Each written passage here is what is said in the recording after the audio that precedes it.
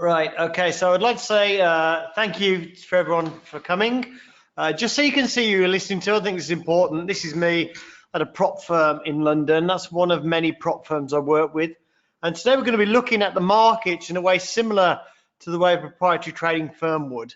Hopefully giving you a new perspective on what a setup is and how you take a setup live, because we're going to look at the process of taking a setup live as well. So we're going to base it on what appears to be a scary trade, which is fading volume spikes or trading against fast one-way moves in the market. So we're going to discuss what to look for, how to enter, and how to know if the trade is working or not. In fact, we'll actually talk about various outcomes of this trade, because it's not just a win-lose thing. Like a lot of trades, they're not just win-lose. It's a progression or a cascade of events in the market that occur one after the other. And we'll discuss how you can identify each one of those events so you can track the trade as it goes. Now, these trades work when the market's going up or down. So when I talk about a move down, you can just do the reverse for a move up. So we'll look at why this works, how to recognize it, how to manage a trade. Finally, we're going to look at how to make it work for you, because nobody can push the button for you. So if you're not yet profitable and you're trying to make sense of trading, this trade is actually a really good place to start, because it requires no indicators, requires no long-term analysis. It just takes some time to develop your skills trading this one series of events. And you don't even have to believe anything I'm telling you today, because you will be able to spend the next few days validating that what I'm saying is true. And then after that, it's up to you if you want to pursue this. So you don't have to take anything on faith today, because you'll see what I'm showing you playing out in the market yourself tomorrow. Now, this is also a timely trade, because we are obviously at a period of high volatility. So this opportunity is occurring more frequently than normal right now. Now, before we talk about what the trade is, I want to talk to you about what the trade isn't. So this is not a trade that occurs in a predefined location. In other words, doing some form of preparation before the market opens isn't really going to help you with this trading in any meaningful way. Now, there is a belief that all trades must take like a top-down approach, to start from the outside, the longer term, and work your way down to shorter-term analysis, to look at higher time frames and then lower time frames, right? We all hear about that, multiple time frame analysis, all that kind of thing. No problem with that. But this just isn't one of those trades, right? So that kind of long-term analysis, taking a top-down approach, does help you with lots of trades, just really won't help you with this one. And this trade does yield a lot more than a few ticks as well, but it is still a short-term trade based on short-term activity. So we're not going to try and worry about trying to identify ahead of time where this trade's going to happen. And there's a lot of trades that are like this. So, like I said, I work with prop firms. I know about a lot of the different setups they take, and a lot of them are really very much in the moment, reacting to what's going on right now. Doesn't make those trades worse or better. It doesn't make them more or less reliable. It just makes them different. Every trade's got its own characteristics. Some trades just don't need a lot of preparation work. So if you've got in your head that pre-market prep or homework is mandatory before you take a trade, then just keep an open mind as we progress.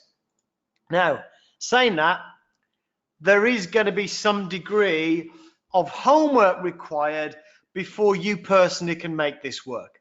So this trade works in a lot of markets. It works in crude, DAX, natural gas, gold, basically the more volatile markets. But in each one of those markets, it does work slightly differently. So when I talk to people about this trade, you know, I might see one guy that wants to do this on DAX. I've actually got one trader that does this on DAX very successfully. I'm not sure I'd want to, but there are like setups every few minutes. And so the homework for that guy and the homework for you is just to research how this particular behavior plays out in your chosen market. Now, if you choose NASDAQ for this, it's unlikely you're going to be able to go from, you know, doing this on NASDAQ on one day to doing it successfully on DAX on the next day, because the DAX moves differently enough where you're just going to need to get some data points for the DAX about applying it to that market. And so the differentiators for this particular setup between different markets are going to be the frequency it occurs. So the time of day that it happens, the amount of times per day it happens, or amount of times per hour in something like DAX. I mean, if you want a rule of thumb, DAX, NASDAQ, you're going to get multiple signals per hour. Crude, probably going to get 4 or 5 a day, right? So that's how it kind of plays out. Obviously, how often you get false signals and what the tells are of a false signal will be different. You get a lot more false signals on the DAX and the NASDAQ because of the volatility. The amount you need to risk for each market is obviously different for all markets. The typical reward for each market as well. Again, with markets like DAX, you tend to get a lot of smaller trades because of the volatility. With crude, you tend to get less bigger trades, right? So just you'll see that as you watch these setups take place. The triggers for a trade might be subtly different.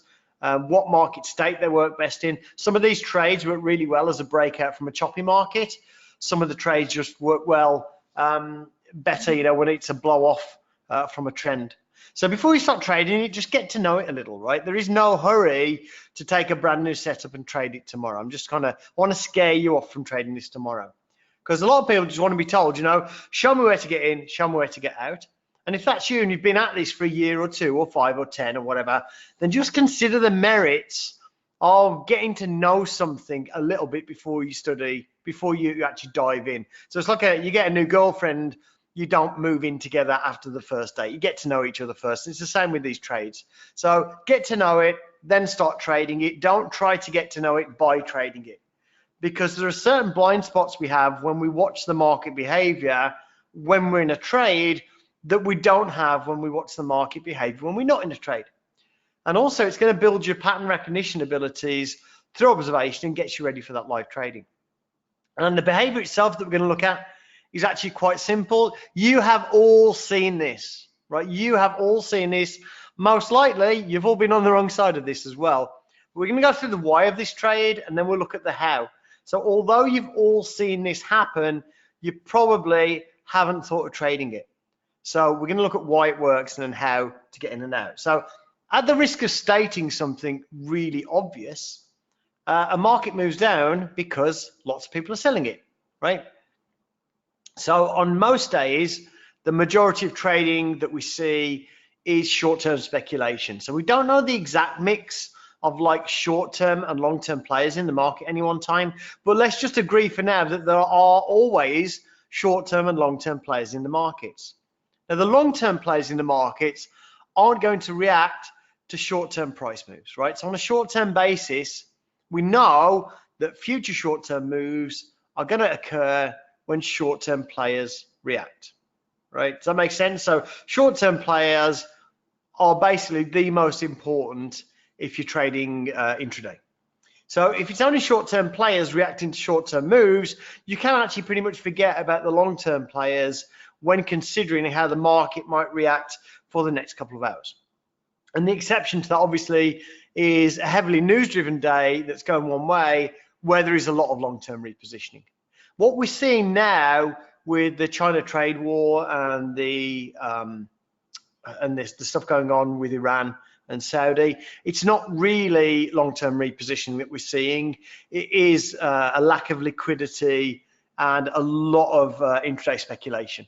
And there is some long-term repositioning, but effectively it's just that it's more volatile because of lack of liquidity, and that is giving us more opportunities.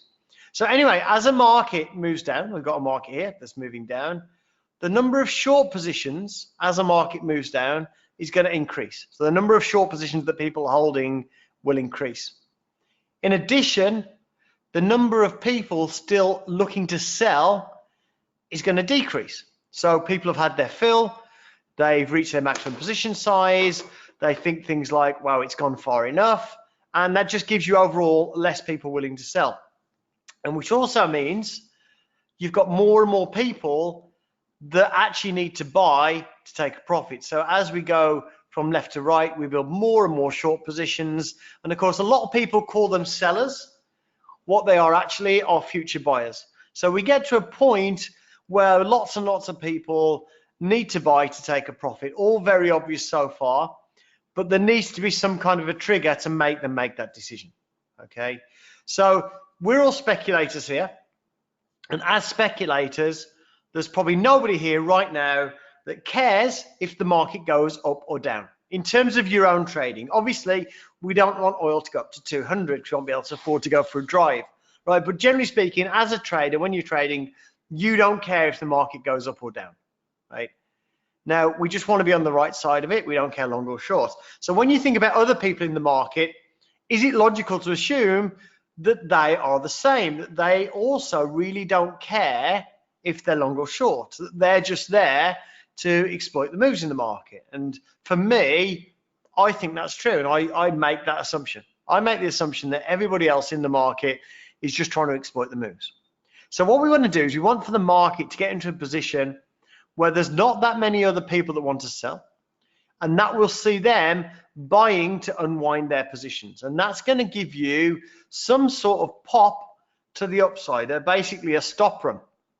And then what will cause the market to really move, though, is when the majority of speculators simply believe that the path of least resistance, where the profits are, is to the upside, right? And that's where a trade like this pays off the most, because that's where your continuation comes from. So ideally what we want is, you want to see, in this case, a move down, and then you want to see the market pop to the upside, hopefully after you enter, and then to see signs that speculators have just decided that, you know what, I think the upside's better now, or I think that everybody else is going to trade to the upside. Now, as I said, this is actually a market behavior that we're discussing here. And there's a cascade or a series of events that occur with this market behavior. So the first thing that we're going to see is a high volume spike with some indication that we have traders trapped close to the extreme of a move, right? Now you need some traders to be trapped ideally, because generally speaking, these reversals start off when the late traders are trapped and they start to bail out. So you get a little bit of a stop run. Then after that, you get a pause. Now, this is really important. A pause is indicative of the market taking a short-term rest, a reassessment. And it's time for those that did enter at the extreme to consider their plight. Now, we all know that markets don't move in a straight line. So here's the rule I use to basically tell myself, is this spike one I should pay attention to, right? So I see the market spike. What tends to happen, it'll spike and then it'll come back in the opposite direction just as quickly. And in that case, I won't get in. So the market needs to have a sudden reduction in volatility. So if the market moves up aggressively and then it moves down just as fast, you do not have a trade. It doesn't mean you can't trade it at all, but it is not this setup. Because if the market moves up really quickly and down really quickly, it's just extreme volatility and it's just as likely to carry on as reverse down. If the market pauses though, and people stop trading, then you have time that people to reassess. We have our pause. We know traders at the extreme of a move have now got time to consider their plight. Next, we have a pop, which is a stop run. That's the first sign that the traders at the extreme are getting stopped out. And then you get another pause, because a stop run is a small, fast move. Well, I say small, you know, for crude 7 or 8 ticks, for S&P 5 or 6 ticks, for DAX could be 10, 15 ticks. But once the stops are triggered, the market usually calms down, right? The stop run is a boom, an explosion. And of course, after the explosion, it has to slow down a little bit. And then once it calms down, there's another pause, another reassessment in the players in the market. And the next phase is continuation, where speculators decide that, you know what, maybe the new direction is the path of least resistance. And then we start a more measured move with a lot more potential. Okay, and let me give you an example. Now I'm going to give you ugly examples here. Reason I'm going to give you ugly examples is because generally speaking, the market is ugly. Now we're going to look at some hard right edge examples in a minute, but I just want to give you a big picture first. So this is where it should become clear that what I'm going to tell you today is more of a series of events, and there's lots of ways you can trade this series of events. So you can enter the market at any phase. So the first phase is the spike up here. So we see a big spike up here, and we can see below a huge amount of volume relative to what's gone on before. relative is important, right? Because one day you might have an average of 300 contracts a minute. Another day you might have an average of 600 contracts a minute. The pop in volume needs to be relative to that. So there is no like, if it's 2,000, it's big. It's just big relative to what's happened before. Now we can see that at the top of this spike here, we've got a circle at the top, which represents abnormal amount of size traded at that price, which effectively means there's some traders stuck up there. Then we can see an aggressive pop down here, and it is quite a big pop. It really is a big pop for a volume spike. And what's happening there is that initially that's initiated by the late buyers getting stopped out, and of course there's some new shorts joining in there. Like I said, that pops on the large side, and then you see this area here. This is the pause. This is the pause, a little pullback. And again, because these rapid counter moves don't last forever, you do need to have some kind of a pause. Markets having a reassessment. You could actually get in here, right? There's no reason why not, right? It's just a series of events. And then you see the continuation. And you can see actually it's still a fairly fast-paced move in this case, but it's actually slower than the initial pop-up. And then what we can see at the end, we actually got another little volume spike here, and we eventually saw the market reversing.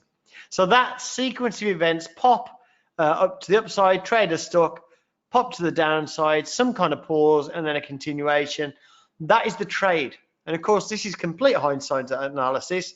So let's see how it actually looks in real time.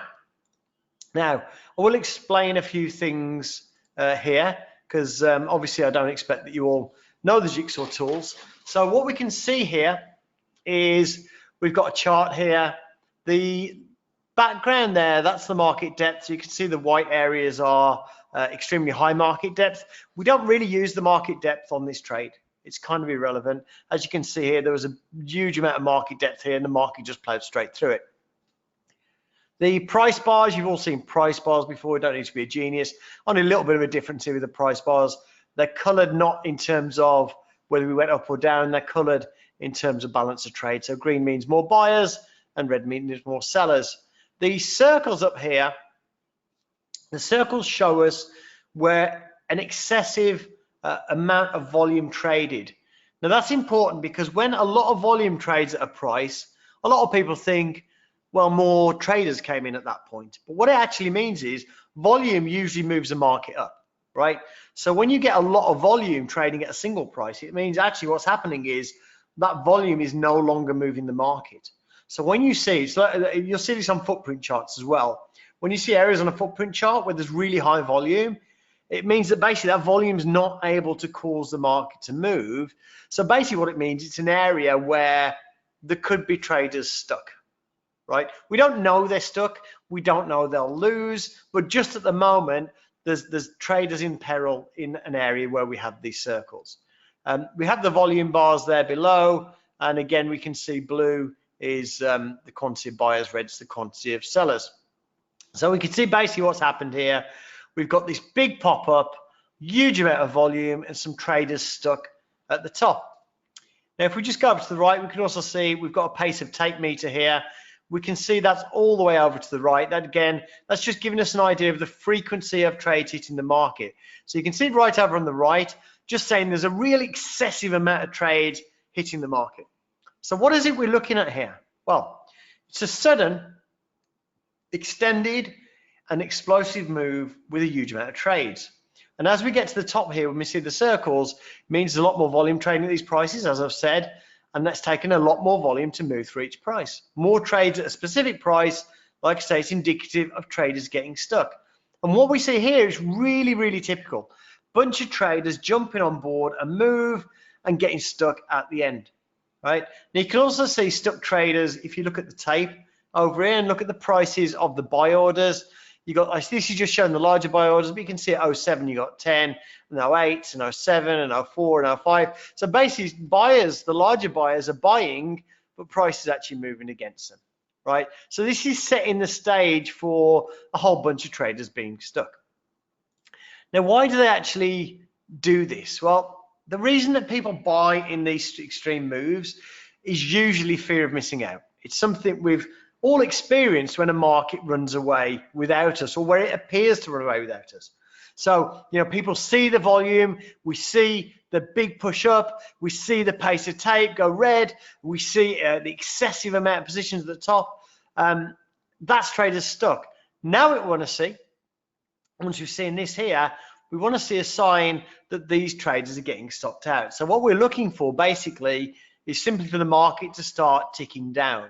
And the stronger that move is, the better, right? So as the market comes down here, you can see we had this big push up, a bunch of traders stuck, and then we got that reduction in volatility here. The market started moving sideways, and then the market started to kind of fall to the downside. And at some point, you can see that became a pop. That became an extended move, or a little stop run to the downside. So that is your initial move. That is your stop run, right? So that is the traders getting stopped out. After that, we want to see a pause. So we did see it was actually quite a big move to the upside, but we saw the pause, and then we saw the market start to continue to the downside. Now that's really the easy bit, is understanding that sequence of events. The skill to develop is identifying when the market is really set to stop these traders out, and get out quickly when you know you're wrong, whether price moved against you or not. Now we'll start off on hard right edge with a fairly tame volume spike on crude. And this is after a period of moving sideways. So you can see all this sideways action here. And what we've got here is basically the market breaking out, pushing down on way higher volume than we've seen earlier. And if we look at the bottom, we also, again, we have one price where we've traded a larger than normal amount. That doesn't have to be one price. It could be several prices in the last example. What is important here is that we do have an area of high volume, an area with a lot of positions in it, because that kind of becomes our tipping point, our line in the sand, where we know if those traders get stopped out, we're going to get a pop. Okay. Now there was some excitement on the way down. We saw the market was moving down. Very likely people got positioned because they thought they were missing out. The market was breaking to the downside. They probably thought it was going to break forever and years and years and years, as people do. And then as the market starts pushing up right now, the people that joined on the way down, they're getting nervous, right? Now we can see the volume traded on each price. If you just look at these numbers here, we can see the volume traded at each price on the way down was much higher on the sell side than the buy side. On the way back up here, because this is actually showing us what's printed on the way back up, it's a little bit mixed. This is quite a nuance, but it's a little bit mixed, right? So at the moment, it is moving back up. You could enter the market here, but there's not really any aggression. There's not really like a whole bunch of buyers coming in to try and drive the market up a little bit. So for me, I don't really care on entering these trades whether I get in long below the tipping point or at the tipping point or a little bit above either. This is really the line in the sand, but what I care about more is getting confirmation rather than having the best entry price. So this is gold. If you've ever watched gold, it does tend to run. So I don't really care about buying the exact low. I care about having a confirmed trade. So as we move on, we can see now we did move sideways a bit, but if you look over here on the tape, what have we got? We've now got a flood of large buyers. Now a screenshot doesn't convey really the speed at which those guys came into the market. So I was sitting here watching this, and this tape here shows trades of 10 and above, and these trades all come in at the same time, and they obviously got some price progression for their effort, and it was really boom, all those trades came in. And my take on that was somebody's coming in here to try and push the market up, and that's really where the skill comes into things. Now what you'll find is when you have buyers really hitting the offers hard like this and getting price progression, in the very short term, it's difficult for the market to fall back against you. So what I'm going to try and do here is I'm trying to get in with a limit order, partly because this is a fairly thin market. I think I might have some wiggle room. And as long as I see buyers participating in the market, I'm going to keep that bid there, trying to get filled, and I don't really see the market, filling me and then running down 10 ticks. I just don't see that happening, with this overall layup. So first of all, I want you to just remember before we go to the next screen, I've got a bid there at 1282.0, and if we go to the next screen, you can see I didn't get filled, right? I was being a little bit greedy. Buyers did come in more aggressively. You can see all the buying there on the right. and I just didn't get a fill. So it moved up from my entry where I wanted to get in, my ideal fill. And like I said, I don't really care about the exact price. What I care about is confirmation. So I just had to kind of eat dirt and get in 3 ticks higher. So to me, that's absolutely fine. So like I said, these trades tend to generate large moves. So you don't have to worry about getting in exactly at the high or low. You're much better off getting in when you actually see the buyers really trying to engage, in this case on a long. So we saw this nice little push up here as the late shorts caught at the bottom, got stopped out. And then what did we have? We had this little pause here, right? This is actually a much prettier example. So the stops, you know, that initial move up, that gives us a bounce, it's a stop run. It's usually a fairly fast move, but then you slow down. And then it's decision time for the whole market. And the decision time for the whole market is, you know, is the upside now the path of least resistance? So we expect the pop because trades at the bottom got stopped out, and it's pretty clear where late sellers are stuck. We've got the circle there. But will speculators overall now feel that the upside is really more attractive? Now, if we start to move sideways, like for 10, 15, 20 minutes, it means they're uncertain. And if you're in a trade like this and that happens, you're better off getting out and waiting for another one. But if you do continue to move up from this pause here, it means in the short term, yes, they think the upside is the path of least resistance. And that means likely the market's fully reversed and you're going to see good upside. So once you start to see the market continue up here, don't get out after 3 or 4 ticks, right? This is a trade you want to try and sit on. Right now, you could actually get in at this point. So you could let the market blow off, stop run, pause, and actually get in when it breaks and it starts moving up after that pause. This is just market behavior. So if you want to trade this different from me, there's absolutely no problem with that whatsoever. Okay, so the pop here is the stop out of the traders below. And the continuation is when the bulk of speculators feel the upside is now the easy side. So you enter, you see the pop, then you look for continuation. And this is where we got to. Now, when I first showed this, the first volume spike, it was actually around here. I said it was a pretty tame spike. And if you look back now, it does actually seem that this volume spike here is quite tame compared to this one here.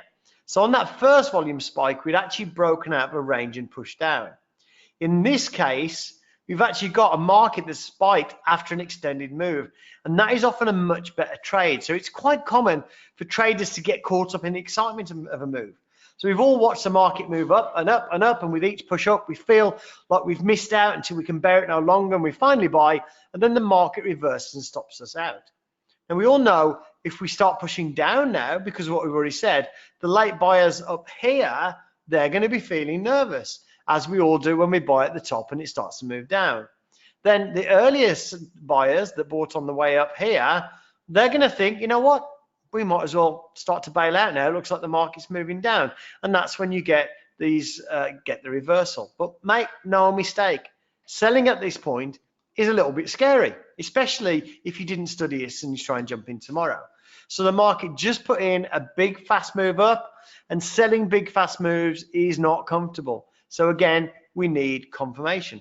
If we look to the right, we can see some big sellers coming in and pushing the market down a bit. And again, this pattern repeats itself on markets like this over and over and over again. So to review, let's look at the spike behavior one more time. So first, we have an aggressive, fast, extended move with lots of volume. They're all relative terms that relate to the behavior prior to the move on that day. So it could be a 200 tick break or a 30 tick break, just depending on the overall volatility for the day.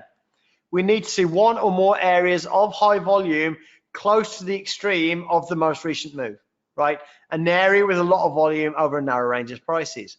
The volume is our tipping point because one side in that high volume area is going to get stopped out, right? You just have to be able to identify when it's the side you want to get stopped out. Next, we're going to have a push against the move with volume close to the extreme. We're going to get a stop run, and then when market pauses. Traders see the market got overextended, step back, wait and see. So we need that pause, that reduction in volatility. If the volatility doesn't go down, if you get into these volume spikes just because the market went the other way without any like pause, you're going to get stopped out a lot, right? So if the market stays active, don't get into the market, right? So the next thing we're going to get is the pop. The pop's the first sign that your trade's going to plan. It's a rapid move your way when the traders at the tipping point get stopped out. Now you can enter after the pop because the pop often signals the start of a little pullback. The pop occurs simply when traders get stopped out, and it's key because sellers, or let's say we're in a reversal from a move down, sellers have had it all their way on the way down. Now you start to see sellers got stopped out, sellers that probably won't be too keen to sell again straight away. And it's also when other traders like us start to see potential in the upside. So it's just helping to tip that balance to the upside. Now, if you scale out of trades, when you get that first pop, that's actually a really good time to scale out your first target. So even if there's no continuation after that pop, you've made some profits. And you know what? Sometimes there's no pop, so you just get out of the trade. Now we get a second pause because stop runs don't go on forever. They're just the very nature of a stop run is it's a fast, aggressive move and it's going to burn out. So the market naturally takes a breather and it's normal to tick back a bit, but everybody and their dog is looking at that market, trying to figure out, was that it? Is this just a pullback or is it really going to carry on? So we're going to get a little range, a little pullback, often lasts just a minute or two. Once you start to get momentum back in your direction again, you start to see people pile into the trade, a healthy amount of trade, as people say, oh, what the hell, it's a new trend. We'll get on board. Now, of course, just like any trade, Donald Trump could, put out a tweet again about China and the market could move against you immediately. But as the trade progresses, we get a higher and higher chance of good continuation with each stage or with each phase of the trade. But the key here is this is just a behavior, right? You can get in at any time. There is no right or wrong. Different people trade different things better. So if you find yourself master at spotting the continuation trade, then trade that. If you can't spot when aggression is coming in to stop traders out, those late buyers or late sellers in, then maybe it's not the trade for you. Maybe get in a little bit later. So study it first and decide how you want to trade it second, right? So it's a fairly simple setup, but there is a catch. There is something you need to do to make this or any other method work really well. So there's a difference between understanding a behavior and profiting from it. So most traders decide at some point to go out and buy a trading method. So I get emails all the time saying, look, don't bother me with the theory or the why. Can you just tell me where to get in and out of trades? In other words, they want some kind of a pattern, a signal to get in and out that they can repeat without worrying about why it works. So to them, trading is all about technique, about what to do, not really why to do it. But the reality is, trading is all about understanding a market behavior and then applying a trading technique to profit from that behavior. So for instance, if you know the market behaves a certain way 80% of the time, but your trades are only 20% profitable, then the market's behaving well, but your execution isn't good, right? The fact is, though, most traders don't know that. And the idea is that at any time when you're looking at your performance, for every trade, you should be able to answer a very simple question for every trade you ever take. So for any losing trade, you should know, was it me or was it the market? Am I trading badly because this is new to me and I need to develop my skill? Am I trading well through sheer luck? I took a long, the setup wasn't there, but I made money anyway, right? Am I trading well, but the market's not behaving as expected in the short term? Do I suck? Does the market suck? Or does my analysis of the market suck, right? And 99% of traders I talk to have a really hard time answering these questions. So for lots of people, this is the missing link. And this is the reason that they try so many different things, right? So if you've thrown a setup away, especially in the last few weeks when the volatility spiked, if it was working well for you and then it stopped when the volatility went up, listen close, right? Most people fail at this because they have only one measure, and that measure is whether they profited or not. So this is the key to making this setup work for you and to allow you to trade it with confidence. And this goes for any setup that you're going to use. So if you want to make this work or any trade really work, spend some time observing the behavior you're going to trade, build up a profile of the market behavior. So what you've got here on the left is my analysis of market behavior on crude spikes, right? What this gives you is knowledge. It gives you an information edge over other people trying to buy trading systems. So with this knowledge of when it works, how often it works, what's the typical move that it results in, how many false trade setups do I get, what kind of stop size do I need? With that knowledge, you then create your execution plan, right? So we've already discussed ideas on when to get in, but this is where you'll refine the plan and set your expected win rate. So you look at the market behavior and then you decide how to trade that behavior. With this, you can measure every trade. Did the behavior work? Was the behavior there? Was it in line with my expectations? Or did I just suck, right? And that puts you ahead of pretty much every retail trader who only know one thing: did I win or did I lose? They never consider why they won or lost. Now, after that, there's still one more thing you need to make any setup profitable, right?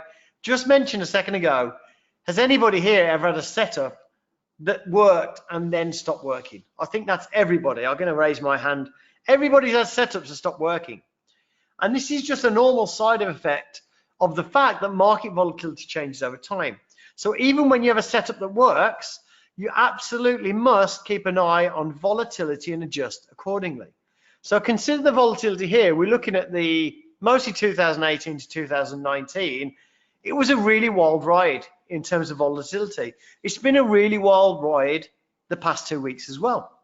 So we can see that in the VIX index here, which is a measure of volatility, and you can see how it shifts up and down, you know, with big variances here, smaller variances here.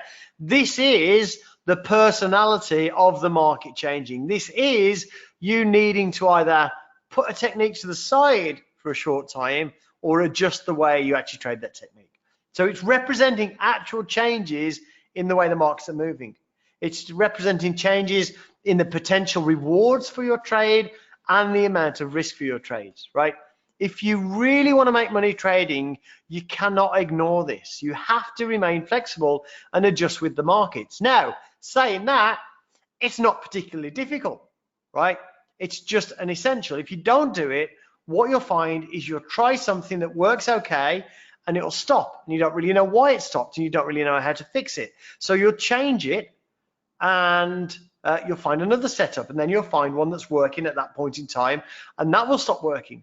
So you'll go through and you'll build this encyclopedic head of knowledge of different trading systems, but actually won't be making any money. So I mentioned at the start, you know, with the China trade war and the trouble with Iran, we do right now have increased news, risk and increased volatility. And that's going to impact your setups, which means you either adjust the setup or you put it to one side when the calmer conditions return. So if you throw your setup away and forget about it, you're going to put yourself on a continual cycle of throwing setups away and starting again. And what you really need to do is be building a handful of decent techniques that work in different conditions. So the cycle you need to put yourself in, along with the traders in the professional world, is to basically learn a technique, then you trade it on simulator at first, and then at the end of every day, you review what you did right, what you did wrong, what worked well, what didn't work well. And if you're looking for the real secret of the most successful traders on the planet, this is it, right? It's not a set of secret levels, it's not a secret technique, it's not particularly difficult. It is more disciplined than most traders are prepared to be. But it's simply a process of constantly looking for improvements and things that may be impacting your performance, whether it's the volatility, whether it's news, whether it's you're closing trades early, whether it's you're taking off-plan trades. It's always having that awareness of what you're doing and making sure you learn from it. Because in trading, it's not about finding a magic setup. It's about using decent setups and becoming experienced with them so that you can squeeze the most from them. By recognizing failure early, by recognizing when it's a really good occurrence of a particular setup so you can play larger size. Squeezing the most juice from the setup is an essential part of what professional traders do and why they make such good money. So that's where professional traders excel. And I'm going to also say it's also where Jigsaw excels. So we have professional grade education, so you know the basics of where to get in and out. Much of that is free to customers. We have a professional grade trading platform that focuses on the things that professionals use in their decision-making process. We also have the most advanced automated trade journaling and analytics system available anywhere, so that the analyze part where you review your trades becomes effortless. We even have a live audio news feed to make sure that you never miss a key economic news event or that you're unaware when major news hits the market. So each of those components is simply designed to keep you on the right path, so you're always improving, to give you the tools to evolve as a trader. Now, we'll just go through the pricing before we go through the questions. We've got really competitive prices. With the platform, with any package, you get lifetime access to our platform and the analytics, as well as our live chat room. Basic package is $579 with 10 hours of education. For $879, you get an additional 7 hours of advanced trading on topics like trade management, scalping, market open setups, that kind of thing. Now, today we do have a special just for the first 10 people. Amazing offer. You can get the professional version for the price of the independent version. So that's lifetime access to the platform and the analytics, $579 with 17 hours of the best trading education around, and the platform to execute on, and the analytics you need to improve like a professional. So you just go to jigsawtrading.com/TTalk and also use coupon code TTalk when you purchase. So while some of you think about that and others go to the purchase page, what we're going to do is see if we have any questions. Okay, Martin, is where do you put your stop? My initial stop, Martin, is going to be just beyond the low, right? But I never want to get hit on a stop just beyond the low, because the problem with the stop just beyond the low is you're actually trading into stop runs. That's what everyone else's stop's going to do. So basically what I'm looking for is a stop based on order flow. So if I get into a trade because buyers are really piling on and it looks like they're trying to stop people out, if that buying fades away and I start to see big sellers come in and I start to see it ticking back towards the low, I'm going to get out of the trade, right? I really don't want to have a stop below the low, because that's where pretty much everybody else puts their stop. But basically what you want to do, if you get good at recognizing when the traders start pushing hard against those late buyers or late sellers to stop them out, that activity should continue until the market pops. And if it stops, you get out of the trade, right? So you don't let it move sideways for 15 minutes. You want to see some traders coming in to push those other guys out. If they don't push those other guys out, if those guys stand firm, or if the buying just dies away, you know, and there's no more pushing, then you get out of the trade, right? I would put a safety stop below the low, but it's really rare that I'd let that get hit. Now, Rogerio, I've noticed a lot of false pauses these last few days in ES. How do you avoid being tricked into what looks like a spike reversal, then a pause, but price goes in the previous direction? Well, Rogerio, if you're trying to get in on the second pause, you know, you got the spike and then that little kind of reduction in volatility and then a move up and the second pause, what I would say is just think of it like a risk reward trade, because yeah, you will get those false moves and you will get stopped out, but when you get stopped out, it's going to be like 4 or 5 ticks. When the market goes your way, it's going to be 20 or 30 ticks. So I wouldn't worry too much about being tricked into the trade, you know, where you get the second pause and then it starts to tick up, but fails and moves back to the downside. There's a lot of whip in the market at the moment, and but what I'd look at is make sure that you know, as long as you're letting the winners run, those stop outs should really take care of themselves. You know, you're gonna, you know, if you're winning 30 ticks and losing 7 or 8 ticks, it's going to take care of itself. With that, the 579 professional package is for a lifetime license. Bob Bow, I love that name. But what I'm going to do now, I've got 45 seconds left. I don't like to go right to the end because it's not fair to the next guy. So I would say thank you very much, guys, for listening. I wish you much luck. Keep your powder dry in this volatile market. And with that, I will hand back.